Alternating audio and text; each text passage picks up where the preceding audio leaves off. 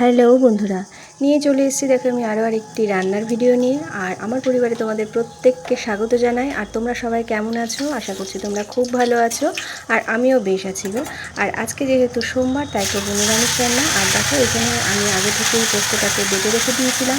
আর পোস্তটা এখানে লাল লাগছে কারণ পোস্তর মধ্যে আমি দিয়েছি দুটো কাঁচা লাল লঙ্কা, ওই দিয়ে আমি পোস্তটাকে বেটে দিয়েছিলাম। আর এখানে ফোড়নে দিয়েছি কালো জিরে, শুকনো লঙ্কা, একটা তেজপাতা, এই দিয়ে আমি পোস্তটাকে কষিয়ে নিচ্ছি। আর এখানে দেখো ভেজে রেখে দিয়েছি বড়া আর আলু। আর আগে থেকে কেটে রাখা যে সজনে ডাঁটাগুলো, সেগুলো আমি পোস্ত কষানোর মধ্যে দিয়ে দিচ্ছি, কারণ আমি ফোড়নে ডাঁটাগুলো দিইনি, বেশি সেদ্ধ হয়ে ঘেটে যাবে জন্য। তাই আমি এখনই পোস্তর সাথে কষিয়ে নিচ্ছি। আর আমার প্রত্যেকটি বন্ধুকে জানাই অসংখ্য ধন্যবাদ আমার সাথে থাকার জন্য, আমাকে সাপোর্ট করার জন্য। আমিও যতটা পারছি আমার বন্ধুদের পাশে থেকে আমি সাপোর্ট করার চেষ্টা করছি।